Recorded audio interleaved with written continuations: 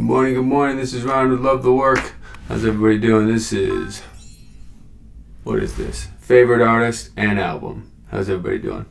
Going to talk about our favorite artists and albums and how they influence us. And looks like my camera's crooked, but that's okay. We're going to get rolling nonetheless.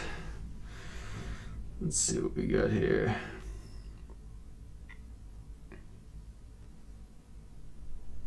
Brad 3817A. Couldn't have picked a better one myself. You know, Brad's a favorite artist, even though he's in the band. I'm still going to count him as a favorite for sure. I remember this one.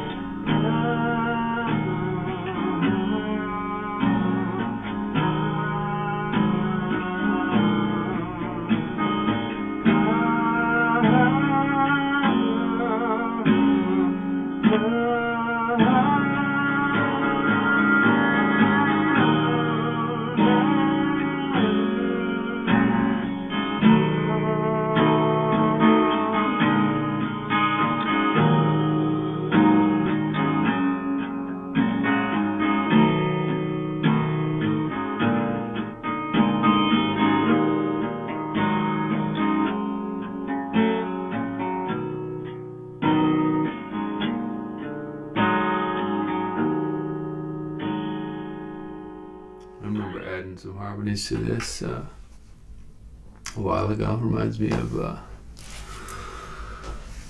of Bishop's Robes by Radiohead. Elliott Smith. Hell yeah, EXO. Sick album. When I got into Elliott Smith, Matt showed me his Letterman performance, and it was like Son of Sam and Stupidity Tries, and they were totally sick. I'm gonna hang up my other guitar. No, I'm gonna leave it. It looks cool like that. And I was like, man, this guy's good. This is amazing. And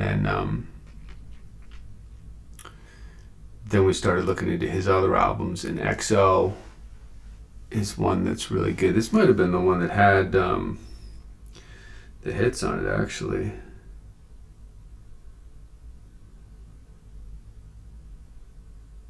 No, it didn't. But man, killer album, killer artist. Laid to Rest, Lamb of God is so funny. It's so funny because every time I play Lamb of God, people are like, yeah, this is the only album I ever knew. And me too. There's like all kinds of pestilence and shit on the bottom. It's like rats, and you can't really see it with all the reflections. But this is the only album I know of theirs. Laid Ashes of the Wake. So sick. So sick. Year and New, Brad Holyoke. I saw him play this on Facebook yesterday. My dad sent me a video. Let me play that actually if I can get it on here.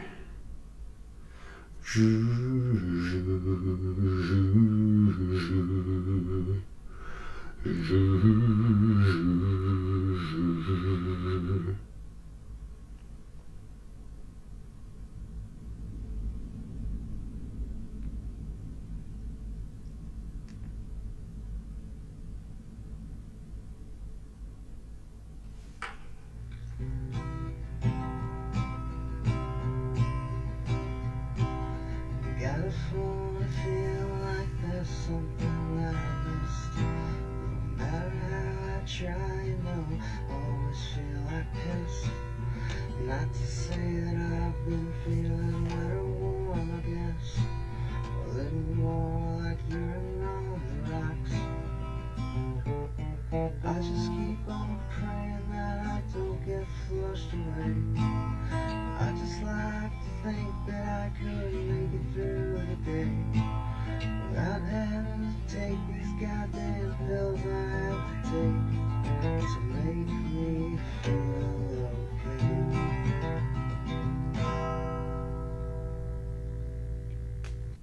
Classic.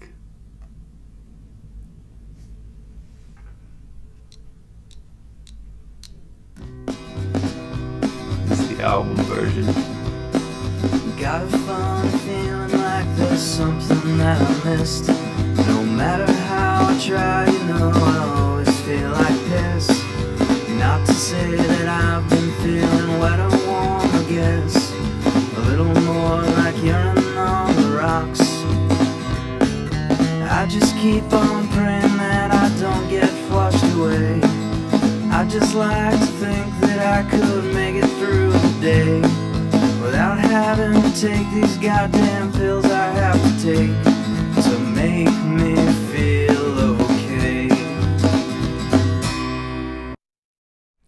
I texted him yesterday. This is putting out a song called Me and My Big Pig in August. It's actually the day after Brad's birthday, and it's like a funny country song, kind of like that one. I was like, man, make a good B-side for Urine. So hopefully he wants to record Urine, the band Across the Great Divide. I can't remember how I got into the band, but I know it was like, it was like 10, 15 years ago. And started listening to them, and I was knocked out because they all sing lead except for one guy. Actually, I guess Robbie didn't sing a lot of lead, and that's something we had in common with our group is everybody sings lead. We all write our own songs, and that's one of the things that attracted me to the band. I love the music too. I mean, great players, great arrangements, great songs, lots of imagery. Jamie Eversold, I got rhythm changes, and I gotta practice this progression because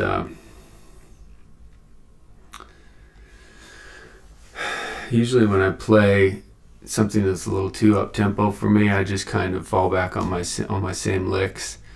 And I mean, I can do a fairly convincing job, at least for my own ears, but it sounds a lot more convincing, and it's a lot more fun too, even though it's a lot more difficult to actually play through the changes.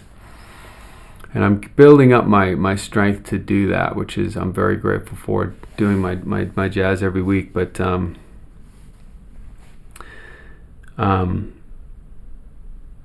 rhythm changes is a progression that it's worth knowing, because there's so many common chunks of it that you're going to find in tons of other music. It also has that fun middle section, which is all those seventh chords.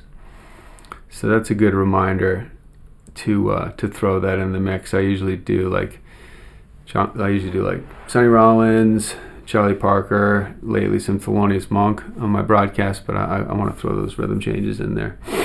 Solar Flare, another Jamie Eversold. That's one of my favorite tunes off from Maiden Voyage. It's got a cool chord that goes from like C minor up to E flat minor, and it goes up and does a 2-5-1, and it's a fun little thing that it does in that progression.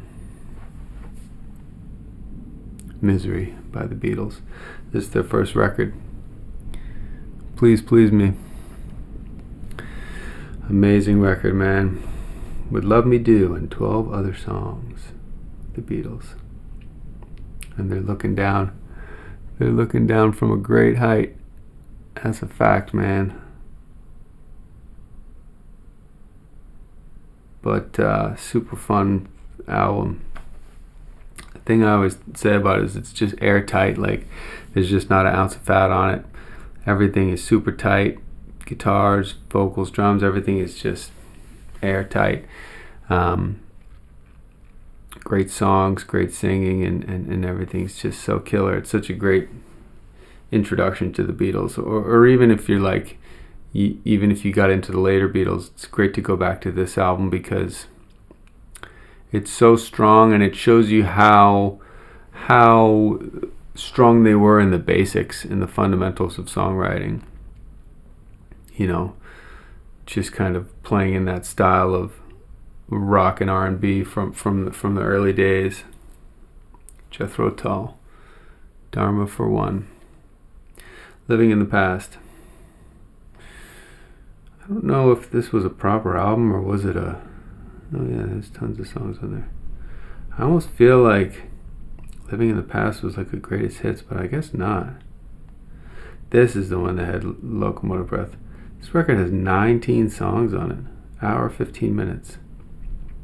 I feel like this is a greatest hits. I'm not positive of that. I guess not though, because some of them are definitely not greatest hits. But then again, when did it come out? 72. Yeah, maybe it wasn't a greatest hits. I mean, 72, that would have been after Aqualung. But I mean, Christmas Song, Sweet Dream, Witch's Promise, Locomotive Breath, Life's a Long Song. I mean, that's almost greatest hits right there. Nice, Up to Me, Jethro Tull. So there's Aqualung. So what year was that? 71. Wow, it was right after Aqualung. I wonder, I'm in a place right now where I have a ton of songs, and I've always thought in terms of albums, and I know we always talked about albums, and we're like, we're going to make an album, we're going to make a acoustic album, we're going to make a rock album, we're going to make a din-din-din.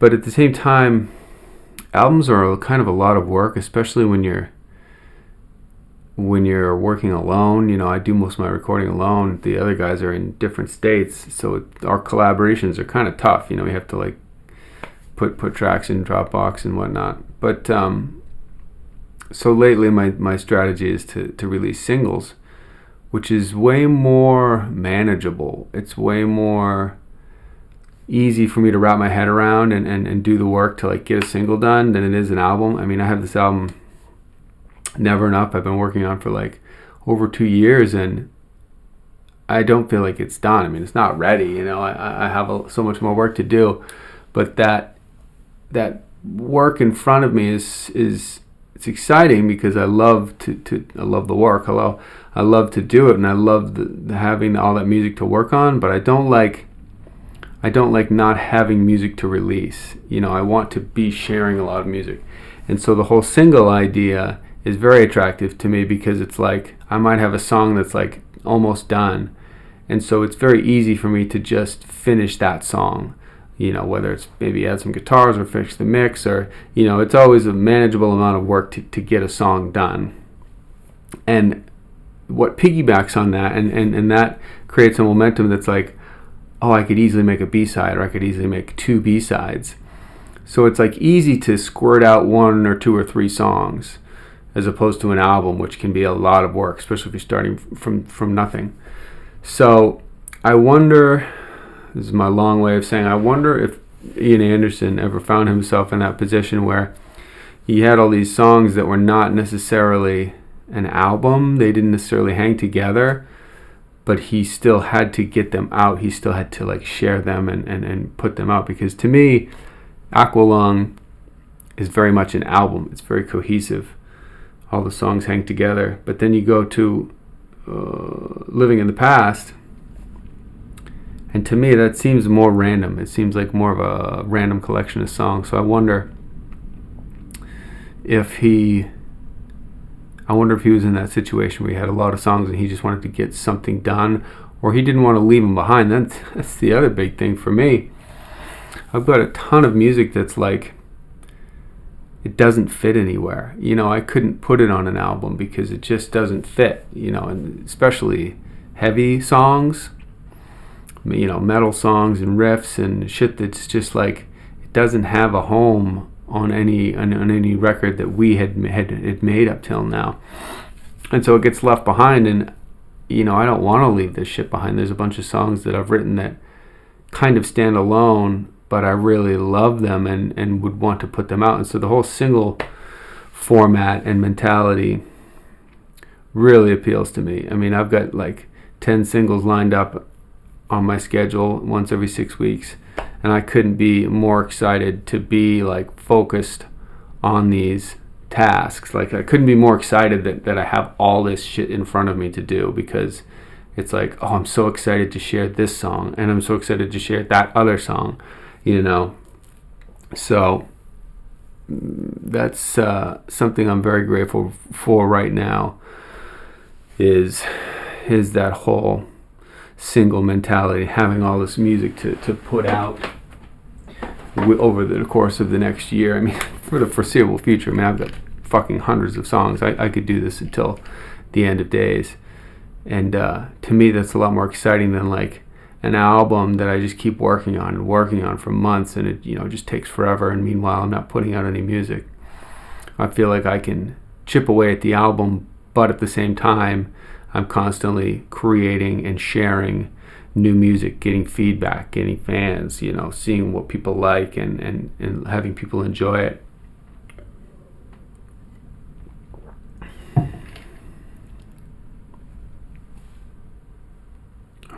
Heart of Stone by the Rolling Stones. Hot Rocks. I don't really listen to the Stones. Bags Groove. Hell yeah. Miles Davis record. Sonny Rollins, Milt Jackson, Thelonious Monk, Horace Silver, Percy Heath, Kenny Clark, Miles Davis. They didn't all play together at the same time, but it's fucking pretty serious group of guys right there.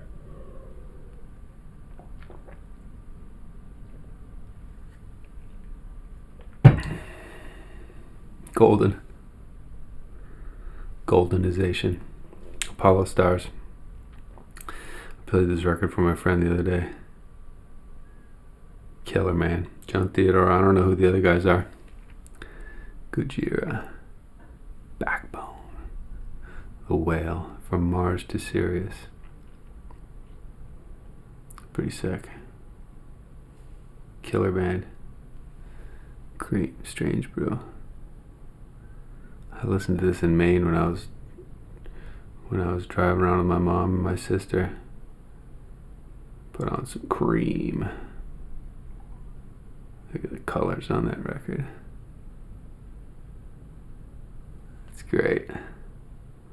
Moody 9119 Willis. I think that's a Matt one. Strange Brew. Oh shit.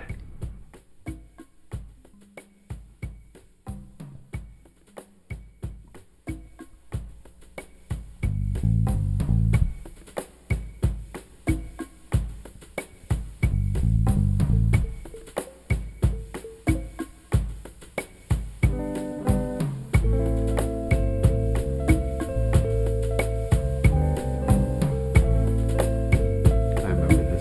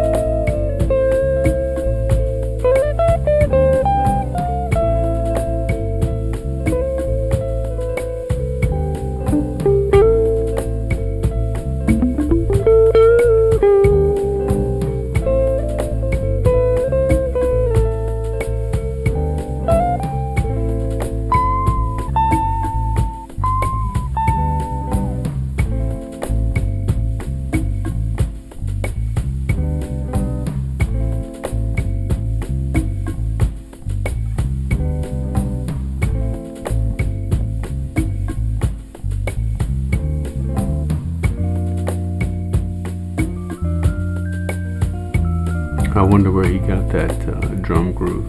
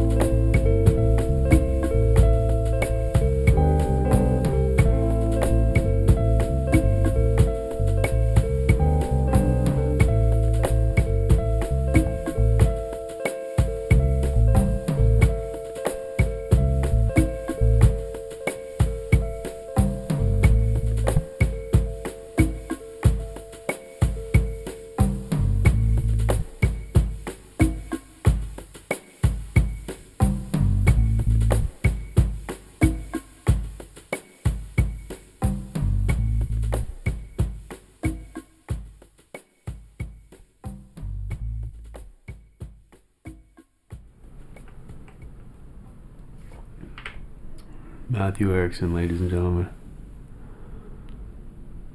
Converge, Cruel Bloom. I wonder. I remember Axe to Fall. I remember. Yeah. I should check this out again. I haven't listened to this in forever. Worms will feed, rats will feast. Wishing well. Cutter, Slave Driver. 2009, Epitaph. I'm the One, Van Halen. Fuck yeah. Got all four of them on the cover. Killing it. Oh, that's crazy. What songs are on that record? You can hear the wind. It's fucking windy today. Wow, Van Halen 1. Running with the Devil. Song 1. Eruption. You Really Got Me. Ain't Talking About Love. I'm the One. Jamie's Crying. Atomic Punk. Feel Your Love Tonight. Little Dreamer. Ice Cream Man. On Fire. Holy shit, what a record, dude. February 10, 1978.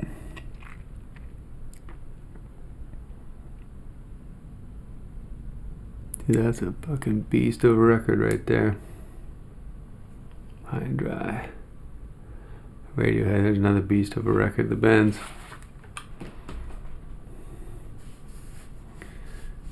'95. This was a big influence for us. The Bends. When I started hanging with Matt and Casey and Brad, they, probably Matt, turned me on to OK Computer. I was like, man, that was it for me. That was it. And after that, I had kind of digested some of that. I went to High and Dry, The Bends, which is a record that Matt and Adam and I think Mike Rich had learned a lot of those songs, and they knew a lot of those songs. Surprisingly, we never really covered any Radiohead as a band, which is crazy because it was like hands down our favorite band. But maybe we probably felt intimidated by it. I know I was.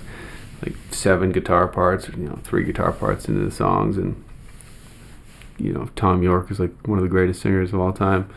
But the Bends, I think Just was actually the first song that literally the first song that got me into Radiohead, and I heard it and I was just like, my head exploded, like with how awesome and how rocking it was. And I'm sure I know Matt showed me that song, and I was like, holy shit. And then I got into OK Computer from there, and God, what a great couple of records. I need to get a white OK Computer shirt. I used to have one, but I have a black one, but I need to get a white one. Put that on the list. Yes. Speaking of t-shirts, it's my favorite t-shirt, Meshuggah. When I first moved to Hollywood, when you go down Hollywood Boulevard, it's all like tattoo shops, t-shirt shops, pizza joints, souvenir shops. So it's like those 4 things just repeating for miles. And I kept, we were walking down Hollywood Boulevard one day, and I just kept looking inside all the t-shirt shops, and finally found one that had a Meshuggah t-shirt. because they have all the standard bands, Danzig and Zeppelin and everything. But I found one that had the Meshuggah shirt, and it was this record, it was this album cover. But instead of the letters being like black like that, Meshuggah, they were white. And I wore that thing out. Eventually I cut the sleeves off, and eventually I think I threw it out because it was just so worn out. And then I bought another one that didn't have the white letters. It looked more just like this album cover. But this is a sick record, man. Catch 33. Just pummeling. Just fucking fantastic. Time Is on My Side, Stones. Hot Rocks.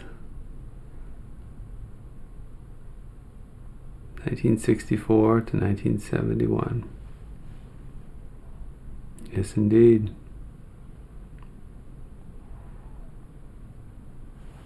Time Is on My Side, Heart of Stone, Play with Fire, I Can't Get No Satisfaction, As Tears Go By, not as years go by, as tears go by.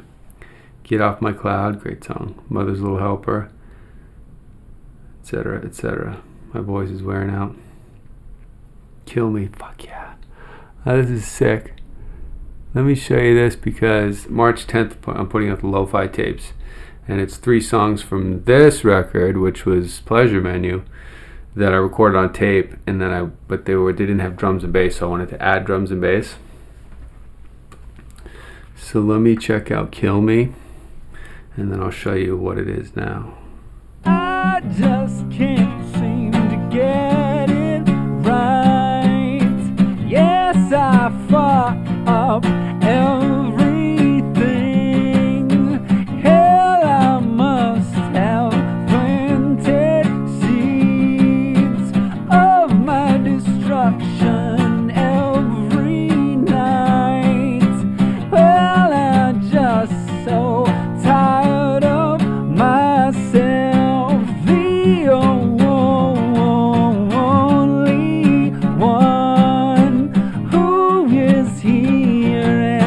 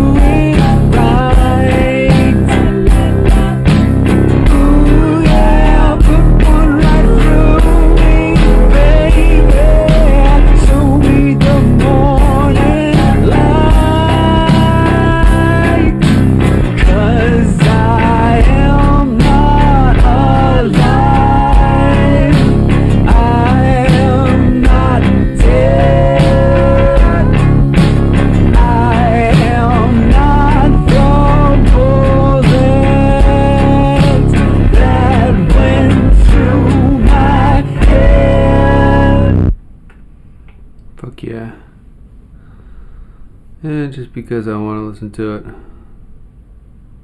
I'm gonna play Kiss first. As well. Just because I like the guitars at the end.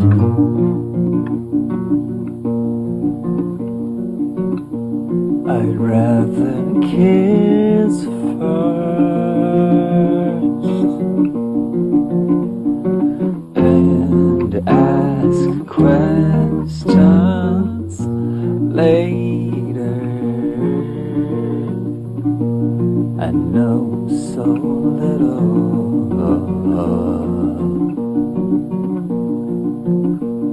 but what is unknown rules? The memory fades.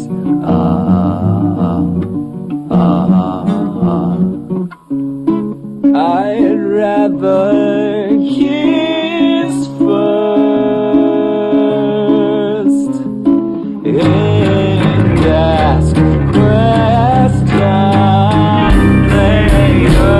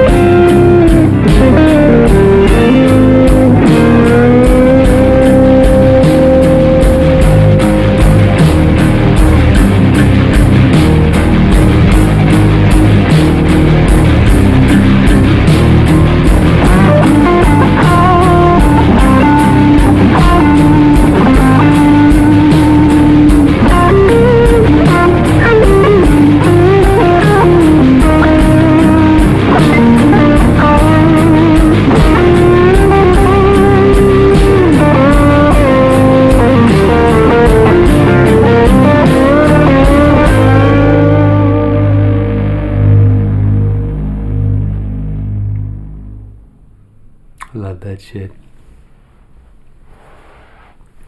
Love those guitars. So I'll show you my favorite record right now. Abalone by Pax. This came up on the Love the Work radio on Spotify, and I was like, man, I like this shit. Oh, got a good style. Kind of reminds me of like, I don't want to say Nirvana, but kick-ass original style. So sick. My favorite right now.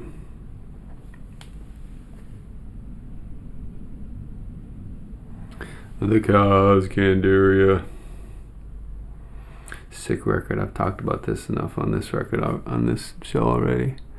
Booyah! Yes, I just listened to this like 2 days ago. Oops, shit. Just listened to this and the other record like 2 days ago. Trying to see what that picture is.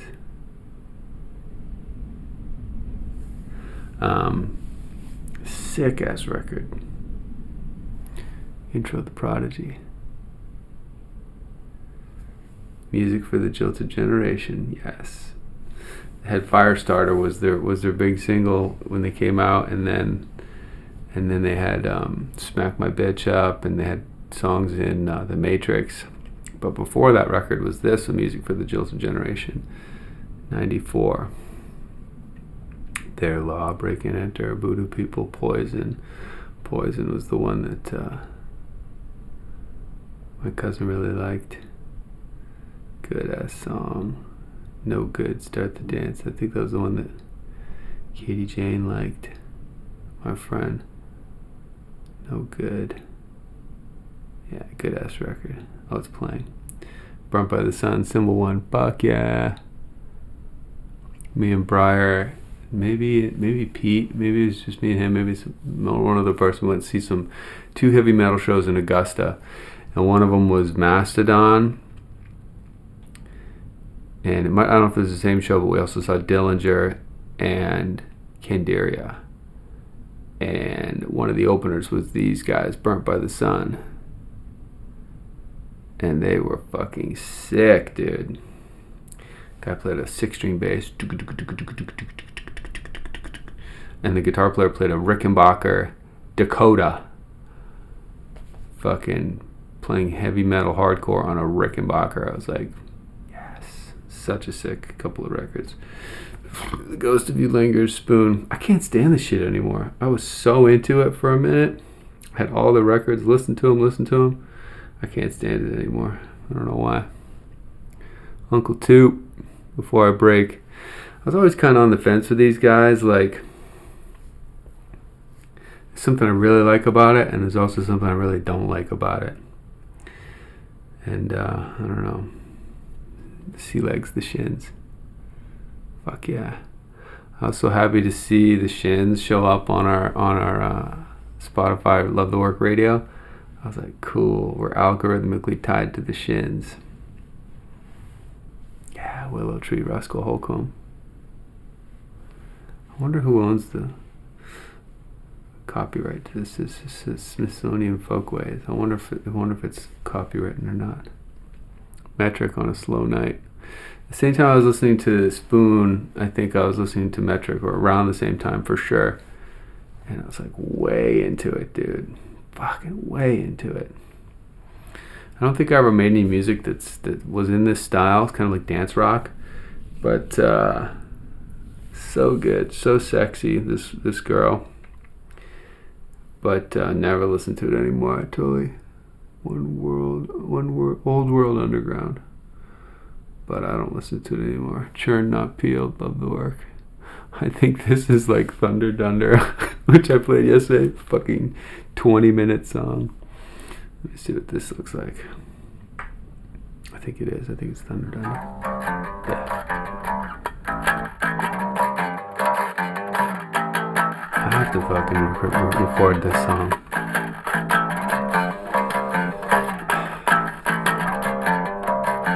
With drums. I have to do drums.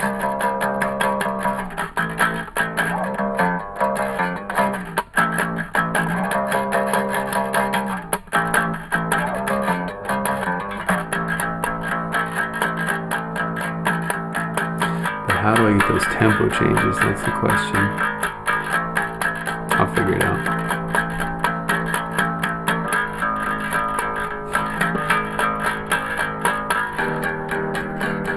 The fucking music is the best.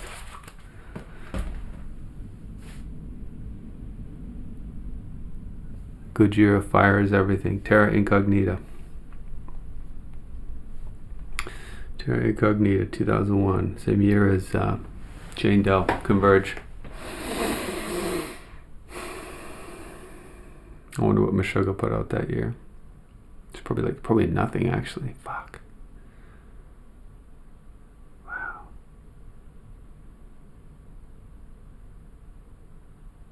Featuring No. I wonder who No is.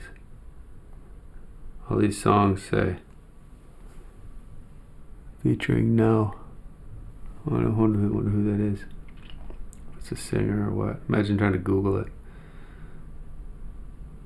How Can You Be Sure? Radiohead. Hell yeah. So this is one of those B-sides off from the band's Fake Plastic Trees. India Rubber and How Can You Be Sure? India Rubber was like one of Casey's favorite songs. Fucking amazing song. I should learn that song. But I love the CD1 single, Radiohead. I love the fact that they have all these B-sides, like so attractive to me. Yes, Sonny Rollins.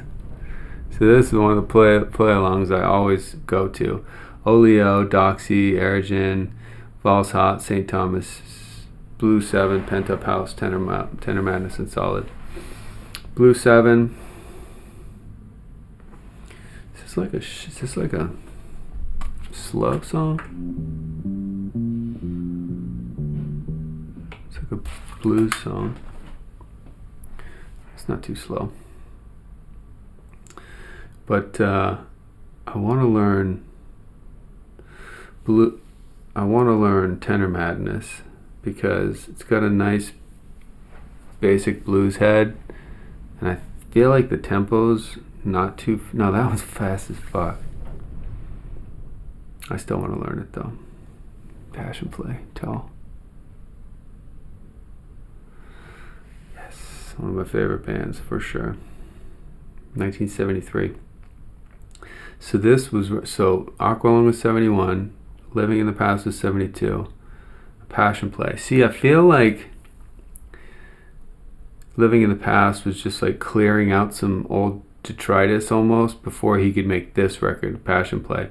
Because Passion Play is like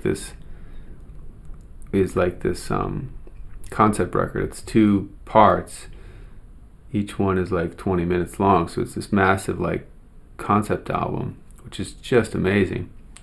And now he did the same thing with Thick as a Brick, where it's just an A-side and a B-side, and similar to what we did with Jazz Odyssey. But I almost feel like, you know, you get this cohesive record, Aqualung, which is great, and then you get this mixed bag of bullshit, which is Living in the Past. And then once that gets cleared out, you get this amazing Passion Play. I feel like Thick as a Brick was right after that as well. I wonder, I'm curious. A flat swing. Is it just 2 5s in that one key? I wonder. In excess. Look at this with the skateboard.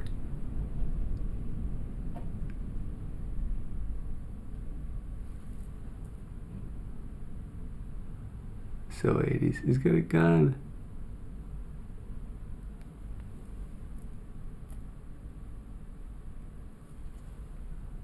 So cool.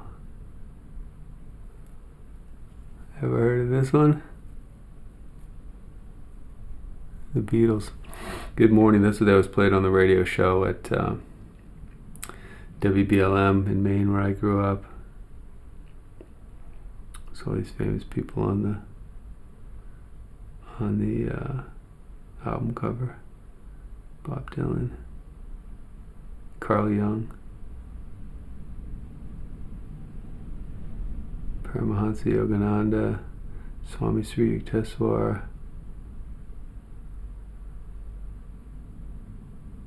There's one more I'm trying to see.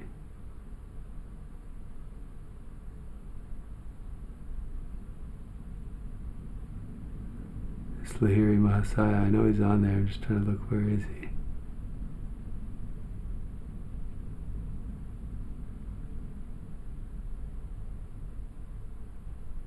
Looking.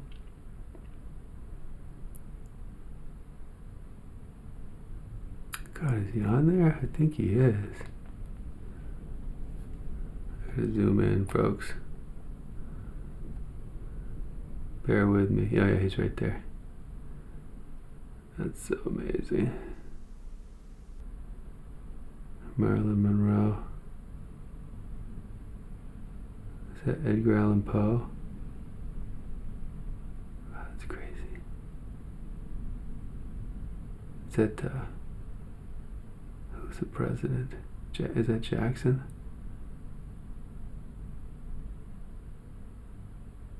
Crazy, man. Beatles. What can I say about the Beatles? Here we go. Charlie Parker, one of my biggest influences. Funny, as I start to like finally have the courage to learn some Charlie Parker licks after years, I start to realize that like so many other people have already done it, and it's like Jerry Garcia and so many guitar players that rip those licks off. And so when I hear them on guitar, I'm like, it's exciting on the one hand, but then also I'm like, oh, it's the same thing that everybody already does that. But massive player, Charlie Parker. South. This one I was so pumped for, because it had been forever since I heard a Self record. And he came out with this, which I think was like a handful of songs, with 6 songs.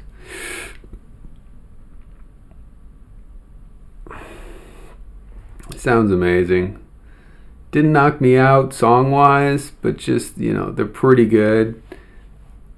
But yeah. So High. Blind Melon for My Friends.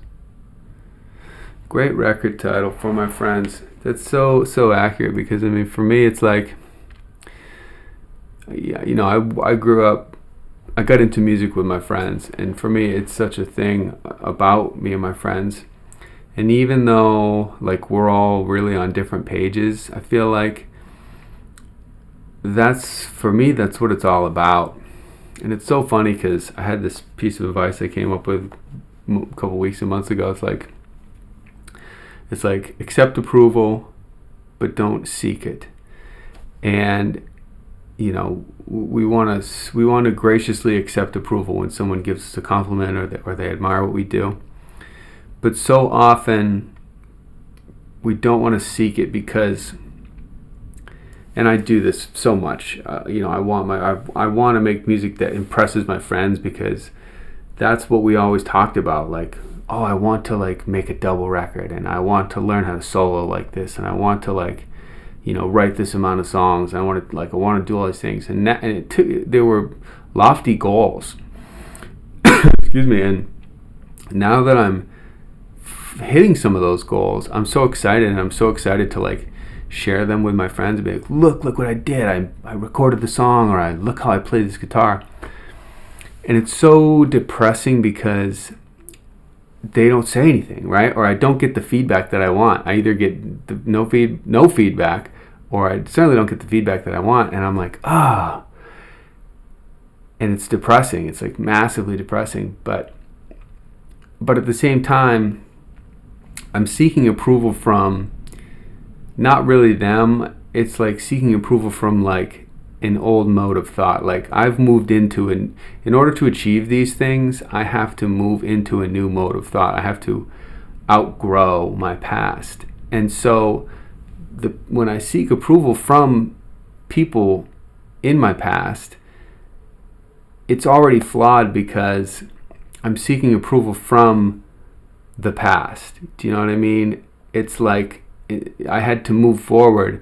And so those people, it's almost like they don't get it. They don't get it on the level that I get it. So for me to seek that approval is actually a very backwards serving, self-sabotaging type of thing, because it's like it's like an insidious way to try to remain limited. I don't know if I'm describing this well, but it's a thought that I definitely had, and I'm still exploring, but it's very true, man. It's like you can't try to improve, you can't try to impress the people who you like grew up with and the people from your past. And it's painful because I admire these people, and these are the people who inspired me to do what I want to consider amazing things. These are the people that inspired me to like do more and grow.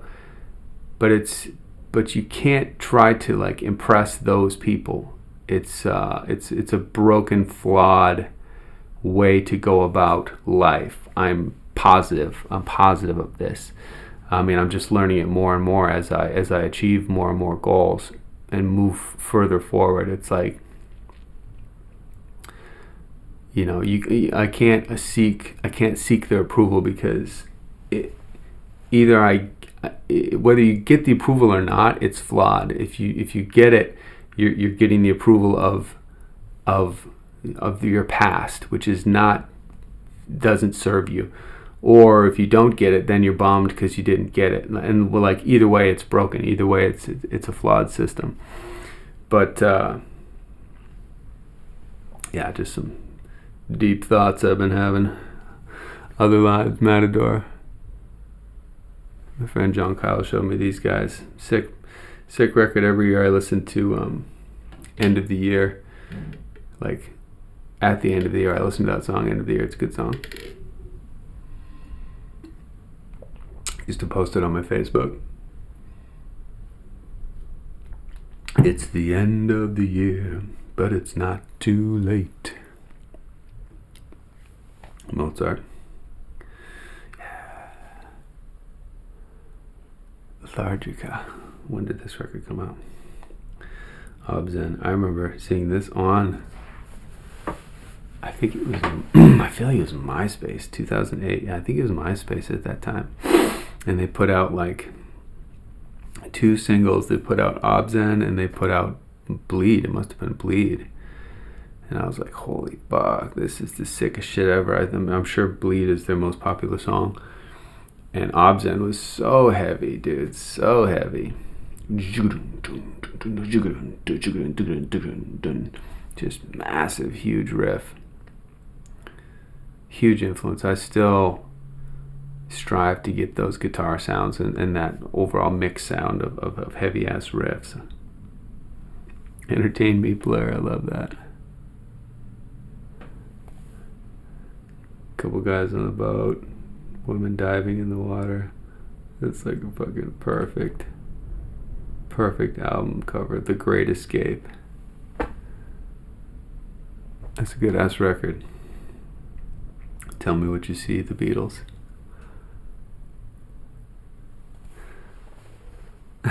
These fucking guys.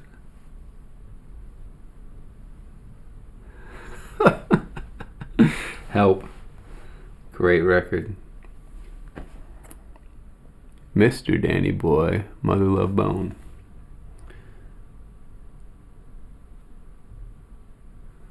The Firm. I think I need to play some music. I'm fucking getting tired of talking. My throat's getting worn out.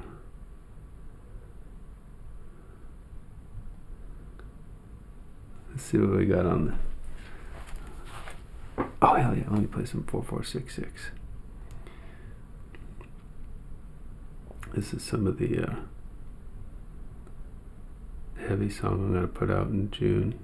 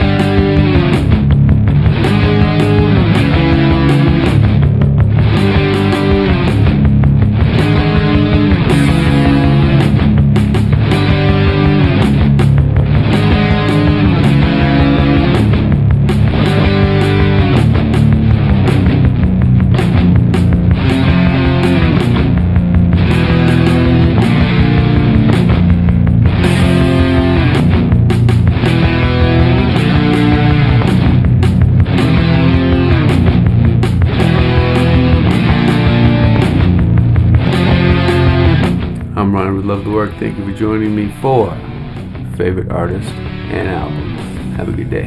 Give us a follow on Spotify. We got a lot of new music coming out in 2023. Want to make sure you hear it. Bye.